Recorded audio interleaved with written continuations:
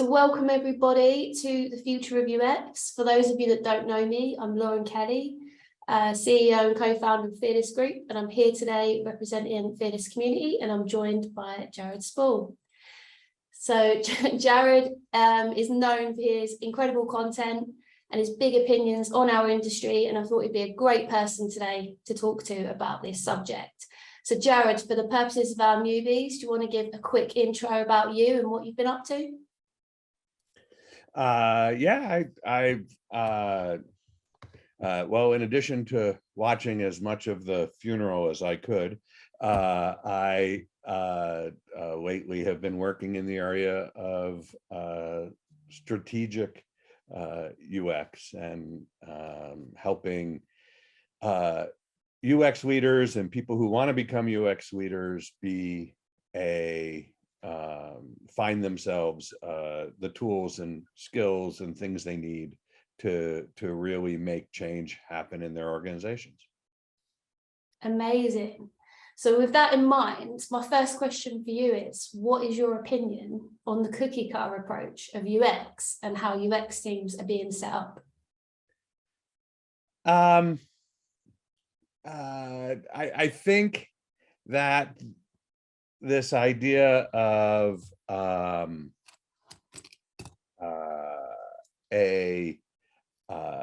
UX is a process.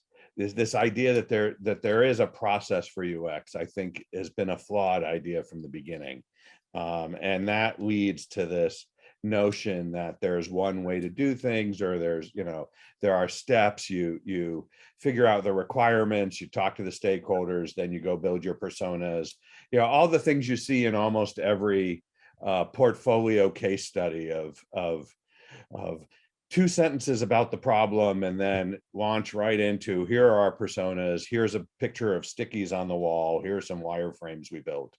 And I think that what happens when we do things like that is we actually devalue the work. People start to think that this is work that is just it's just a service. It's very reactive, and we've made ourselves into dry cleaners. I don't know if that's if that translates outside the US, but dry cleaners are the people you take your suits to get the stains out. Yeah. And you bring your suit and you give it to them, and maybe you even point out the stain, and sometimes you may not even, just give it to them, and they go off and they do something. You don't know what they do.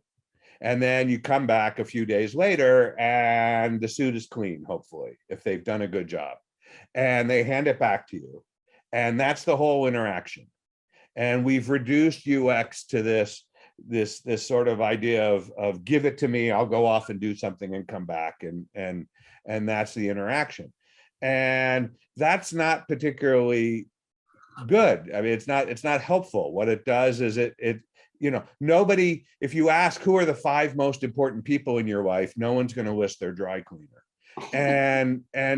And so we've just become this service bureau. And so when we're talking about being strategic, we're actually saying, okay, here's the thing.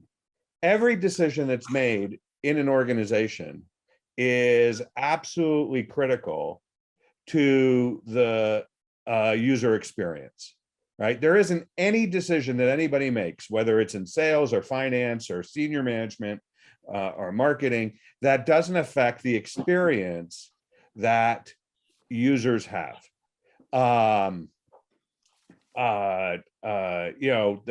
Certainly the decisions about what appears on the screen and what happens when you press the button, that's part of the user's experience. But what's also part of the user experience is, well, what features did we bother to implement? And what's also affects the user experience is the skills of the people we put on the team. And what also affects the user experience is the amount of time the team has to work on it. So staffing, budgets, deadlines, all of these things affect the user experience. And you don't have to go much farther than to look in the headlines and see, the reaction that the entire design community is having to this idea that Adobe has paid $20 billion for Figma, right? Everybody else gets Figma for free, that Adobe paid $20 billion. And the thing about that is the reaction is purely because they can't imagine a world where that merger doesn't change their user experience. And the fact that that is changing the user experience, right? That business decision, mergers and acquisitions change the experience people have with the products and services. And so from a strategic standpoint, why isn't there a UX team involved in mergers and acquisitions? Everything that happens in an organization is a UX decision, and you can't approach that with a cookie cutter approach. So you're saying that the cookie cutter approach is essentially making UX more transactional? It's making it less valuable. Right? It's the Pringles of the work, the organization, right? This idea that every chip is somehow the same is not actually beneficial to us when we want to actually talk about the value we bring to an organization, right? The fact that it's transactional is only part of the problem. Now, here's the deal, right? When the dry cleaner gives you back your suit or your dress, right? They don't say, "You're not thinking of wearing that to the wedding, are you?" Right? But who is saying that, right? Who is helping you make the strategic decisions that will actually affect the experience that you're going to have? So it's almost like cookie cutter can cap the creativity and the opportunities that UX can deliver. Well, here's the problem. The cookie cutter is a very output approach, right? There are outputs and there are outcomes. Outputs are things we deliver into the world. Outputs are things that we deliver into the world. Outcomes are the changes that we want to see because we delivered something into the world. And a UX outcome has to do with someone's experience. If we deliver a product or service, how will that improve someone's life, right? If we deliver this new feature, how will that make someone's life better? If we're not asking that question at the very beginning, then we're just delivering stuff. Well, we're going to ship a design. Does it matter what design? No. Does it matter whether what we did to get the stain out of the clothes? No, right? But if we're going to improve someone's life, it absolutely does matter what we're going to deliver, because not everything that we're going to deliver is going to improve someone's life. So if we want to think in terms of outcomes, you can't approach two projects the same way. Yeah. The way Figma approaches a project and the way Adobe approaches a project have to be by definition different, because they're trying to get different outcomes. For sure. What's your opinion on that? Just out of curiosity, the acquisition. I can't figure out how it's worth $20 billion. Yeah, I agree. It does seem crazy, right? I mean, that's basically the issue. It's the company was making $400 million in revenue, so it's 40 times revenue. It's 50 times the $333 million that it cost to build Figma. So yeah. I'm trying to figure out why, if you're going to spend $20 billion, what other things could you spend $20 billion on other than that? But here's the thing. This is probably, from a UX standpoint, from a UX strategy standpoint, this is one of the most important things that's happened in the UX world, because Adobe just told all of the VCs that build two things. Building tools for designers is worth a lot of money. And the second thing is the thing that makes Figma different than XD, different than Sketch, different than all the other products out there. The thing that makes it apparently worth $20 billion is its user experience. It technically doesn't do anything different than any other product. It's just the experience that it delivers. So this is yet one more example of the thing that actually increased the value the most was user experience. And so to every startup, to every CEO, the message has to be user experience is the most valuable way to increase your market share, or your market cap, and your valuation. And that, I think, is really fantastic. But I still don't understand why it's a $20 billion purchase. I mean, $10 billion wouldn't have done the trick. I mean, maybe it's just a matter of them taking out the competition, right? Because we all know the impacts that it must have had on Adobe. But could they not take out the competition for $10 billion? I mean, you know, or maybe $5 not, billion. right? I don't understand how this is good for the shareholders of Adobe. It's going to take 50 years for them to recoup this loss, right? If they had not taken out the shareholders, it would have been a cheaper deal. The competition had been a cheaper deal. So I don't understand how they got to a number of 20 billion. You know, it's what it reminds me of is every so often I get this random person sending me a message saying, we want to buy your house. Are you interested in selling?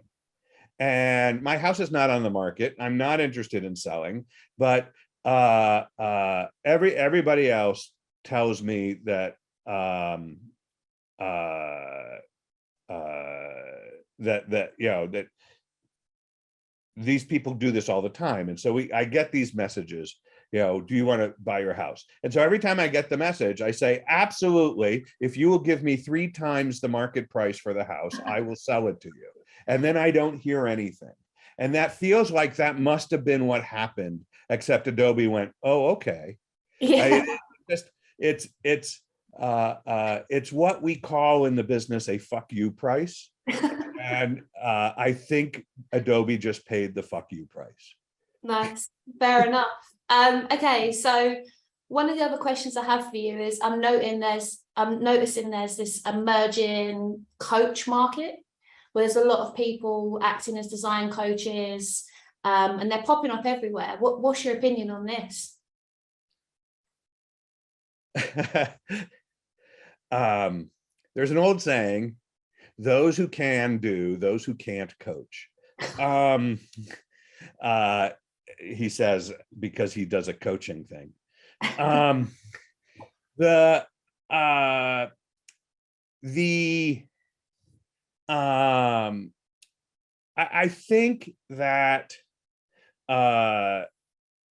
think that there's a lot of value in having a coach, right? So in sports ball, as I understand it, not really knowing much about sports ball, you have players and you have trainers and you have coaches, and they all serve different purposes.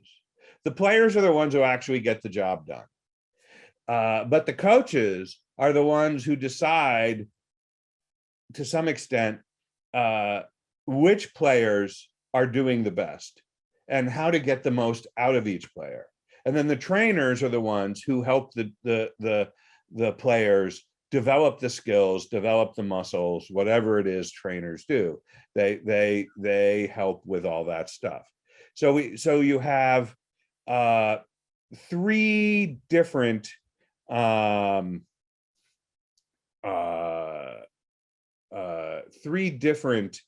roles in this thing. And the coaches are there to really sort of understand where someone is and where they need to be to get the job done. So in most organizations, this is often left to the role of a manager. But most managers are not trained in this. And in a lot of places, people don't work for managers who understand what they do for a living. And that's not unusual, right? You work your way up. And it's not just UX, right? You are you start in the factory and you become a supervisor in the factory and you become a manager in the factory and you're managing operations in the factory. And then you get really good at it and you become the general manager of the factory. And now the whole factory world is yours. And nobody above you actually knows what happens in the factory, not at the level of detail that you know, particularly if you've worked your way up from the beginning. But you also don't know how to interact with all the people at the levels outside the factory. You don't know how to make sure you get the budget you need, how to do all these things. And so maybe your manager, who's, if you're a general manager, your manager is a vice president, could teach you and coach you how to do this. And good managers do coach. Then that's absolutely a role of a good manager. But there are people who have expertise in helping, say, general managers of factories learn what they need to learn for how the business runs outside the factory and how to interact. And one of the nice things about a coach is that they have no skin in the game. They don't have their own agendas. They don't have their own priorities. So there's that. So there is a role for coaches. But one of the problems that we have is that there's nothing that qualifies a coach. There's nothing that says that I'm a good coach. There's no way for me to communicate that to anybody. So how do you know you're getting the best coach? And frankly, if you look at the world of sports ball, it's pretty clear that some coaches are better than others. And so that's really the issue. It's not that there are so many coaches, is that we have no good way to distinguish which coaches are going to help us be better and which coaches are not. Yeah, I agree. It's hard to identify what makes a good coach because anyone can just go and put that on their LinkedIn and say, right, I'm a coach now. And it makes it more difficult, especially for junior designers, to know where to go for help. So it's definitely an interesting topic. Right. And coaching and mentorship are also very different. Yeah. And people use those terms interchangeably sometimes. And I think that causes a lot of confusion.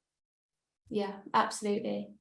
Okay, so you're known for your content specifically in UX, and UX used to be the hot thing. A couple of years ago, it was the emerging discipline. Everyone was going nuts for it.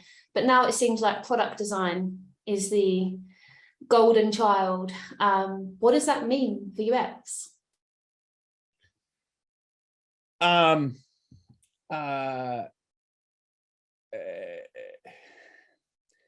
Well, I guess I didn't get the memo that UX wasn't the hot thing. So I'm a little late to the game on that. To me, it's still the hot thing. Product design isn't a thing. I mean, it isn't any more a thing than service design or interaction design or any of these things, in that nobody actually cares. Yeah. It reminds me, there's a scene in Life of Brian where they're at the sort of forum where everybody's having political conversations, and Brian goes up and says, "Is this the Judea's People's Front?" And he says, "Oh, no, we're the People's Front of Judea. The Judea's People's Front is over there." And it's this, we change titles because we feel like our title doesn't describe what we want, or hiring managers. One of the problems is that people, in order to post a job, you have to have a job title. And so people are like, well, I don't want someone who does that, so I'm going to create this other title so that I get someone who does more of this.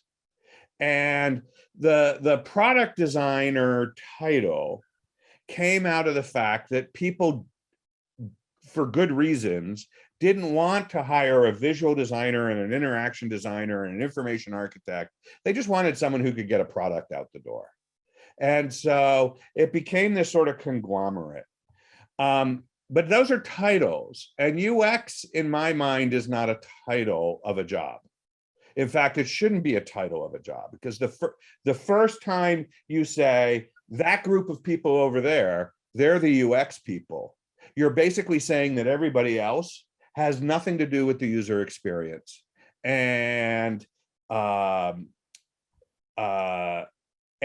that's wrong, right? Everybody, we've already covered this, everybody affects the user experience.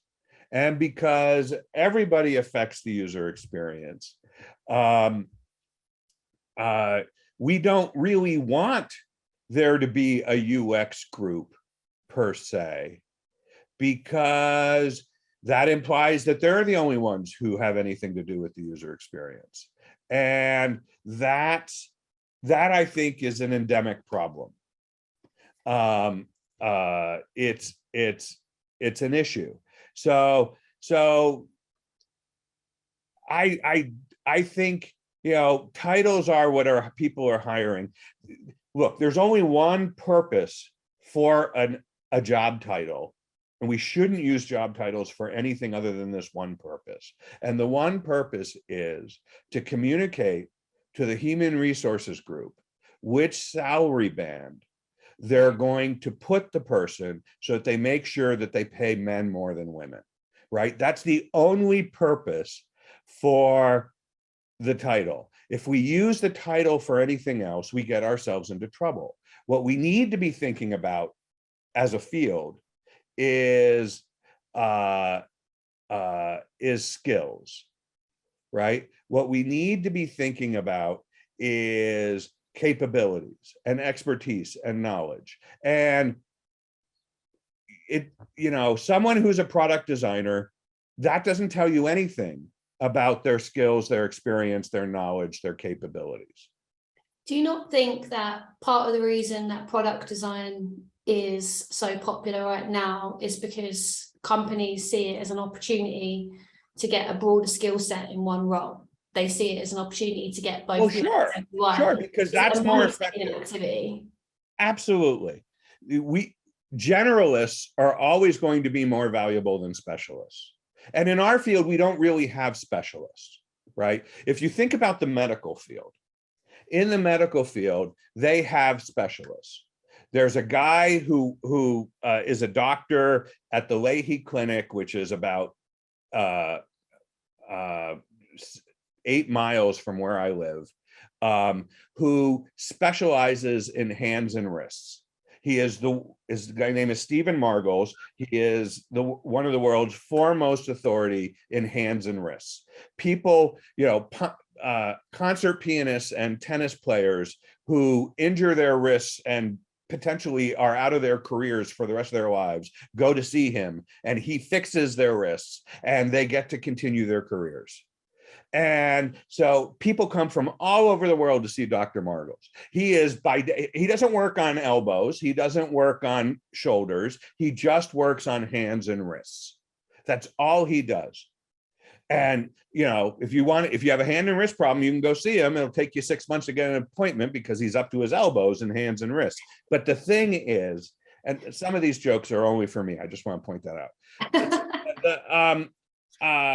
The thing is that he's a specialist by all definitions. But if you look at his career, in order to become a doctor, at least in the United States, in order to become a doctor, he had to start as a generalist.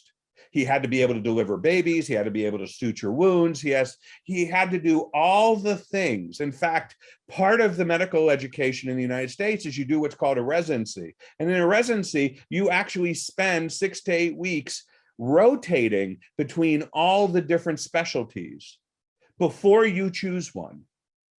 Yeah. And so he did all of that. He chose orthopedics. Then he went and got a fellowship in hands and wrists. And now he's the world's foremost expert in hands and wrists. But he's still a doctor. If he had to deliver a baby, he could do that. In fact, to keep his license, he has to continually retrain on the latest techniques to deliver babies.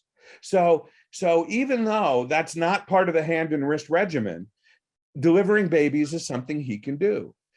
Our field, we don't have real specialists. We don't have specialists who build their specialty on top of a general practice that they master.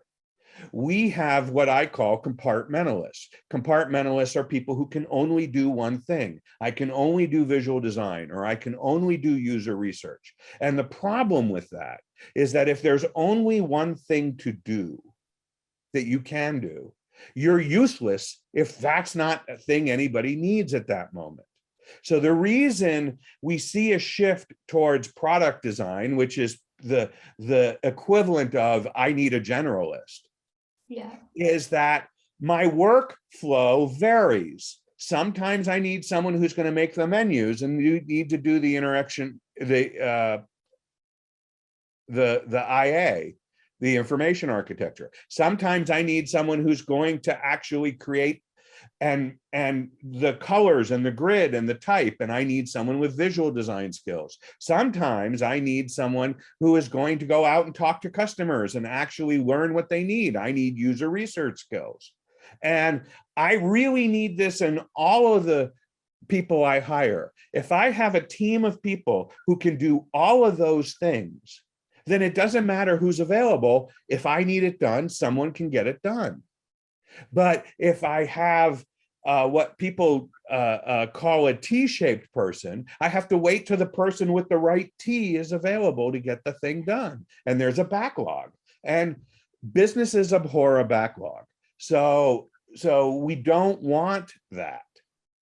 So then are you suggesting that all of the juniors we bring into the industry should be trained more broadly, and then over time they're able to develop a Yes, we have a UX design school. Center started as a UX design school, and our UX design school trains generalists. We call them industry ready designers, and we train them on all the things.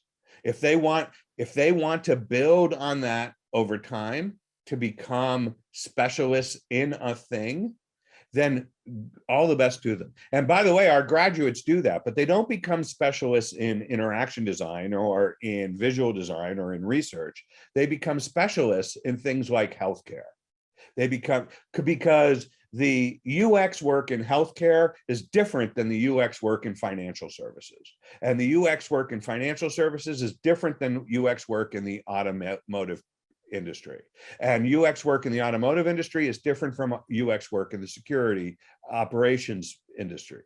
So the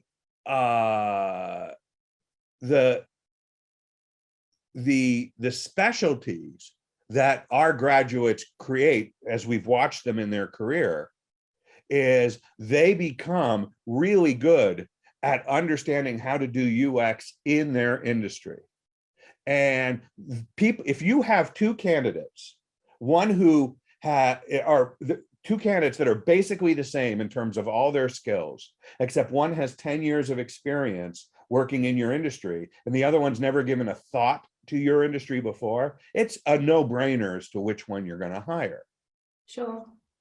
So do you not think there's a difference as well between client side design roles and agency side? So some of the customers that you and I work with, for example, that have hundreds and hundreds of designers in, that's where you can see the need for more specialists. However, if you compare that to an agency or startup, you're right, it's generalist, right?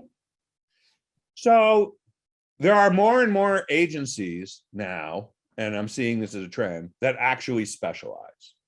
So I was just talking with a CEO of an agency who is only doing fintech work. I have another agency that I work with on a regular basis that only does commercial real estate, right? And they have become the domain experts in commercial real estate. So it's the same problem, right? If I'm a large commercial real estate developer and I'm looking for automation software to help me manage my thousands of properties, right?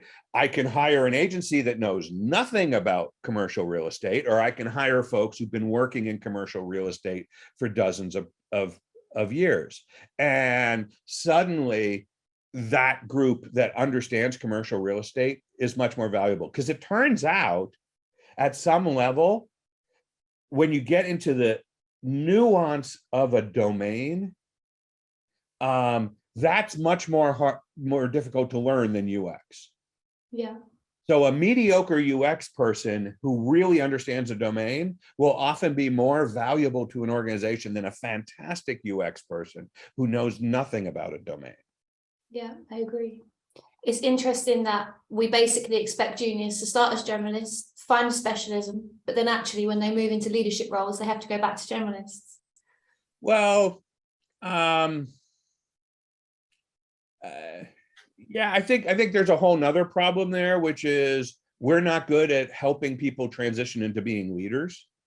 So I think that expectation is just because we're not good at that transition, not because it's the way it's supposed to be. Yeah. Because again, yeah, it's funny that you mentioned this, because we have this ongoing coaching program. Not that, I'm a good coach, but we have this ongoing coaching program that I run, and it's a 24-week program. It's called the UX Strategy Leaders Program. Here, if people are interested, I'll paste it in here. And we're just at the point, like today, where we're talking about what it means to transition individual contributors into management roles, and what it means for a manager to be exceptional at that. And next week, we're talking about what it means to transition individual contributors into leadership roles, because leadership and management are not the same thing. And this is one of the problems that we have, right? Is that we conflate those terms. We think that all managers are leaders and you can't be a leader unless you're a manager. None of that's true. And so but one of the key things about this is both of them are a learned set of skills. Both of them do very different things. Managers are all about making sure the teams are effective, that they know what's responsible for them, that they have all the tools they need to get their job done, that they can do their best work every day, that they have growth paths, that someone cares about them. All the things that make you a really good manager are really about making the team very effective. The things that make you a good leader is you have a vision for the future and you're pushing it forward. And so you can be a manager who's a leader. There's nothing that stops you from doing that, but they're very different jobs and they're very different skills. And we have to think about who we're going to bring to be our next manager. If we're going to grow our team, who's going to be the next manager? We could hire someone from the outside, but they don't know the business. They don't have the relationships of who does what in the business. The best people who have those things already are the people who have been in the business for a while. They know the products, they know the customers, they know what we're trying to do, they know all the players, they know what all the groups do, right? And it's better to promote from within than it is to hire a manager out. But the problem is that it takes 18 months to do that process right. And if you are like, oh my God, I need a manager on Monday, you don't have time to groom. So what we're working from a strategic standpoint with these leaders are in the coaching program is that we're working with them to start planning now, start grooming now, so that people who would be great managers or be great leaders will be ready 18 months from now. Yeah, nice. I'm conscious of time and I've still got 2 questions for you, and we've still got a Q&A with the community, so I'm going to push ahead. Okay. My next question for you is, you often talk about UX and that everybody should own user experience. So my question to you is it possible to deliver an amazing product without quality design? Well, amazing is one of those words. Um, uh, um, you know, you can go to a restaurant and have a really great meal, and you'll walk out and you say, that was an amazing meal. But you could also go to a restaurant, have the worst meal, the worst customer service. It's just incredible that the business still exists. And you walk out and you go, it's amazing they're still in business, right? So amazing is one of those words that I'm not sure is always a good thing. But if we mean it to be a good thing, what people buy is the experience, right? In order to compete, you can only compete on two things. And this is true for any business anywhere. There are only two dimensions you can compete on. You can either compete on your cost, right? And by your cost, I don't mean your price, not the price you sell to other people, but the cost it costs you to make something that you sell to other people. Because if your cost is lower than everybody else's cost, you can bring your price down below their cost. And because you can bring your price down below their cost, they have to lose money to compete on price with you. And so you're making money, or at least breaking even, and they're losing money. This gives you an advantage, right? But the problem with competing on cost is that there's a floor, right? You can't go below zero unless you're the oil industry, who for 2 days, 2 years ago, managed to actually have the price of a barrel of oil be minus $38. People were getting paid to take oil. 2 days. Don't understand how that works, but apparently it does. But for everybody else, you cannot go below zero. So you can keep lowering your cost, but it gets harder and harder to lower costs. And your margins get smaller and smaller, and your profits get, unless you're in a big volume business, there's no way to compete there. You will go out of business too. So that means that the only other thing you have is to compete on quality. And when you compete on quality, quality is something that people want so much that they will choose you over the lowest priced product. So they are paying for something extra. They're paying for something else. Now, in the early days of a product, the quality is what it does, right? This is a product that does a thing that I can't get done any other way, so I just want it. And it doesn't matter if I have to take 4 weeks of training to figure out how to make it do that. I am happy to do that, right? You know, if I want to buy an F-35 Joint Force fighter jet, I will pay billions of dollars for that Joint Force fighter jet, and then I will train people for thousands of hours to be able to fly this billion-dollar airplane. And I'm willing to have all those costs because that plane does something I can't get any other way. And so that's a cost. However,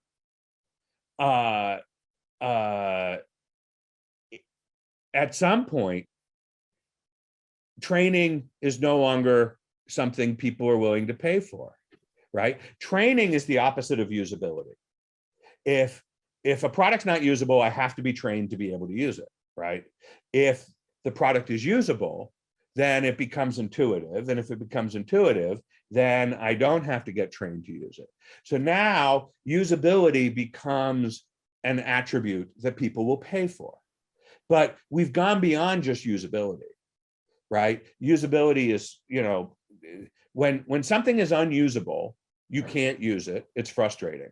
When it becomes usable, it's just not frustrating, right? The something that's usable is not frustrating. It's the sort of food equivalent to edible, right? I've made it no longer awful.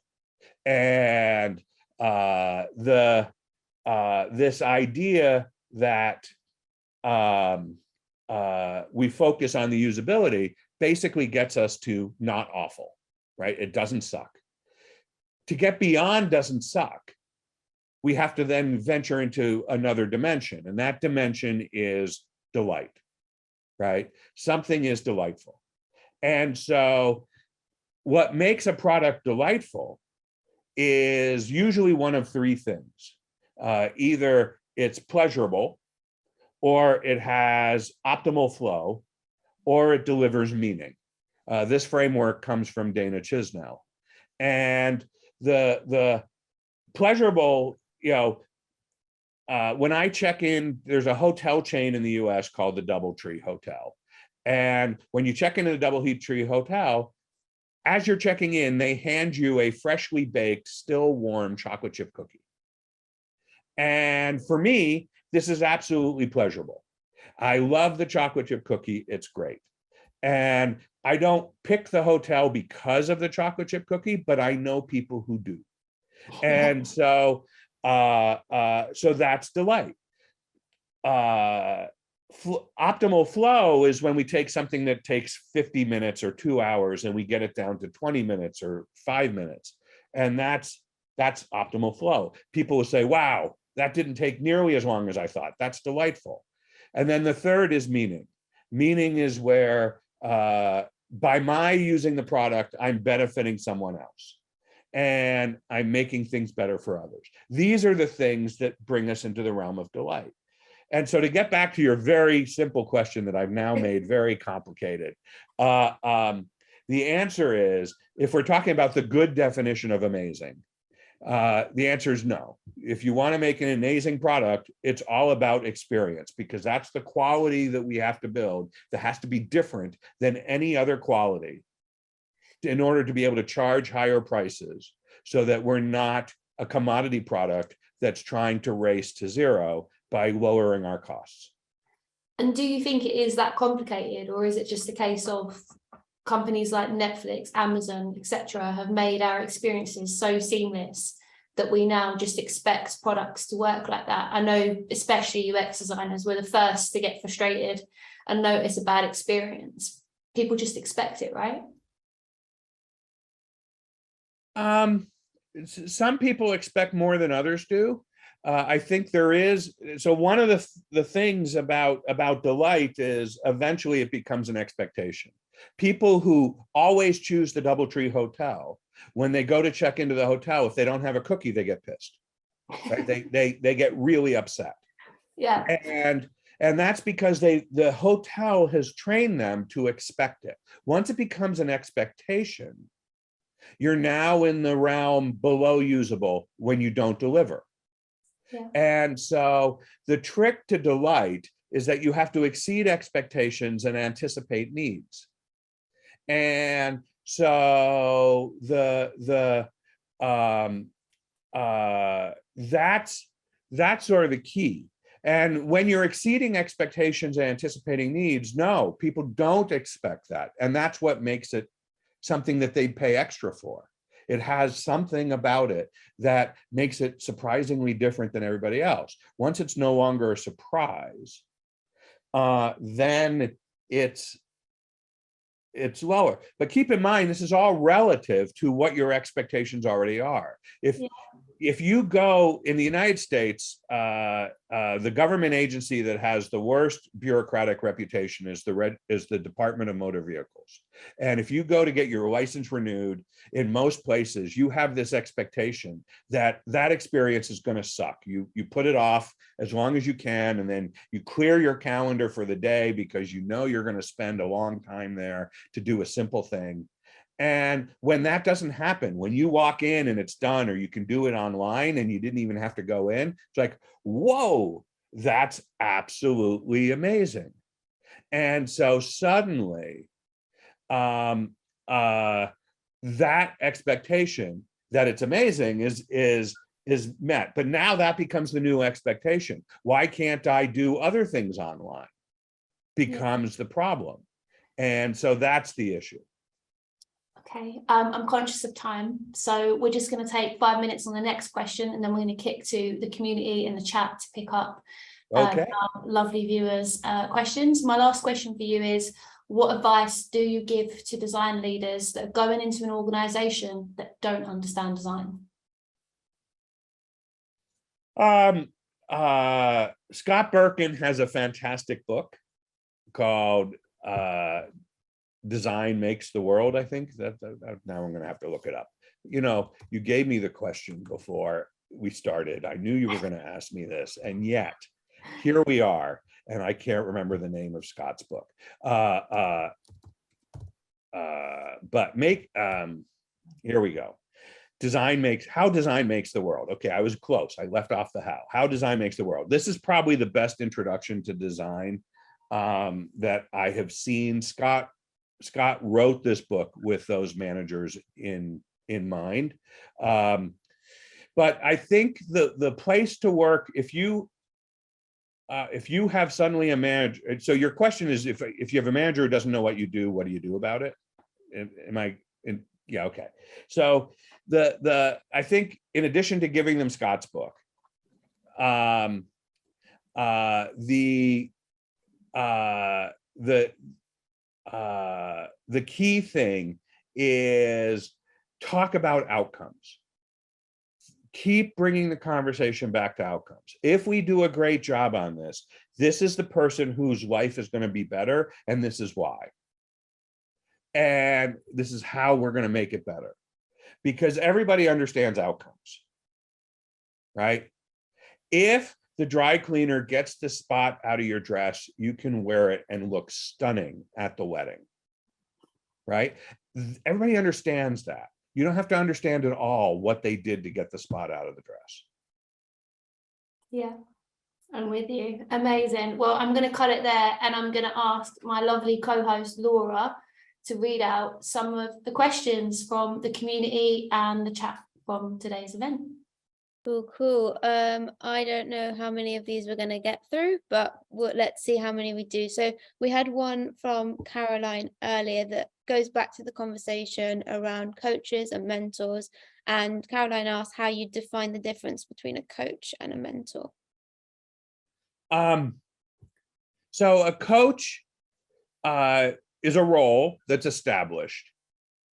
And so you know who your coach is. Your coach knows that they're supposed to be coaching you. And a coach looks at specific objectives and that are either set by you or maybe set by someone else. Like, you know, I'm a manager, I hire a coach to work with one of my employees to get them to be better presenters. I hire a presentation coach. And so that coach understands the sort of goals of that. There's a level of improvement that we want to get the employee to. And so a coach is a very defined relationship, and a coach succeeds if the employee attains that level, and they have failed if they don't. And so that's what a coach is. A mentor is often confused with a coach. People think they go around saying, I need to find a mentor, when what they really want is a coach. Mentors, in my mind, are post hoc labels. And what I mean by that is that a mentor, I was at a conference back in the days when we used to go into groups of large people, and I was at a conference, and a friend of mine who I'd known for years, he and I have talked over and over throughout the years about both of our careers. We were talking, and a third person came up who I didn't know, but my friend did. And my friend introduced me as one of his mentors. And it never occurred to me that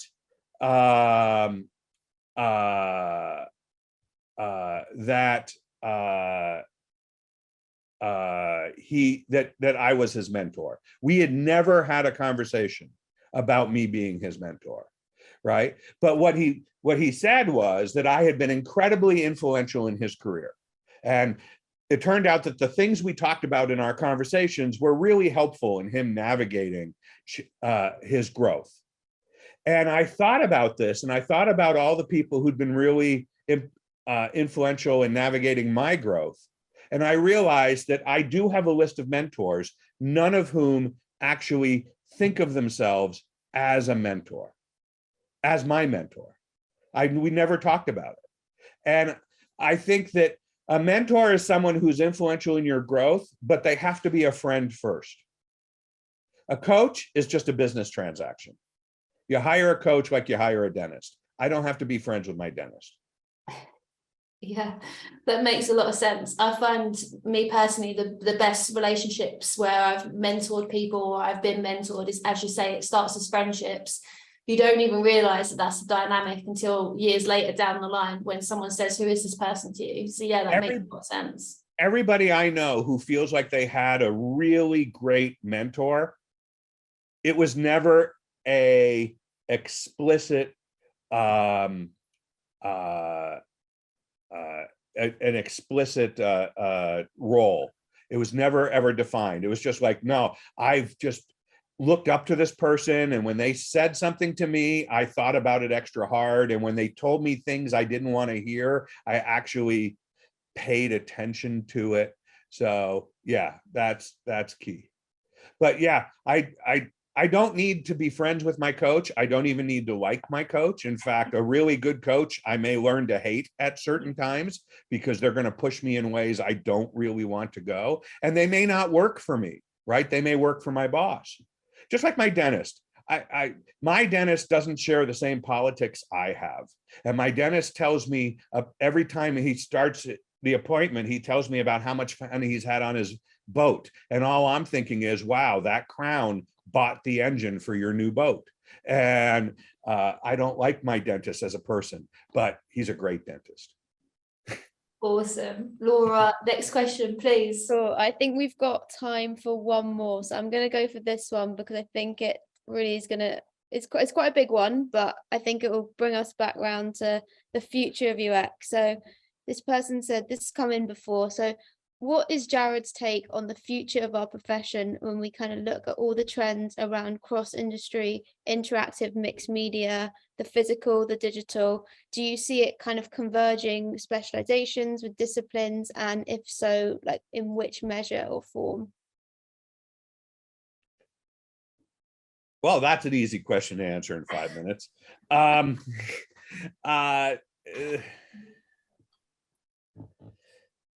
I think that at the end of the day, we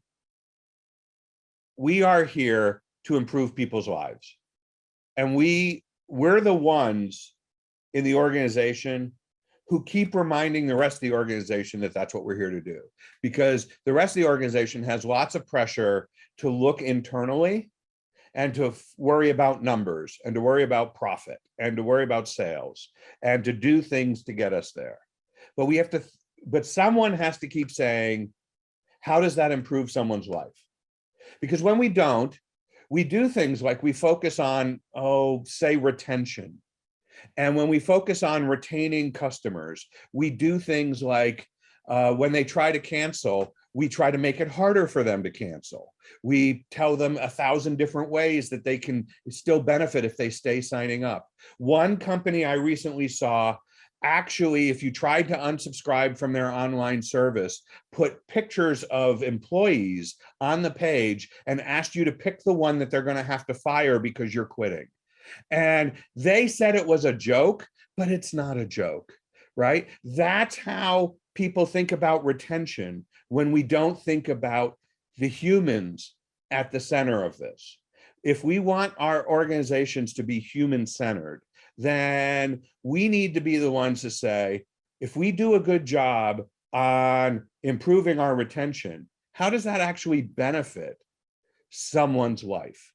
And when we want to benefit someone who's our subscriber's life, well, maybe the way we do that is by, instead of trying to stop them from quitting at the time they've decided to quit, maybe we stop them from ever deciding to quit because we deliver more and more value and it's worth it to them to keep going.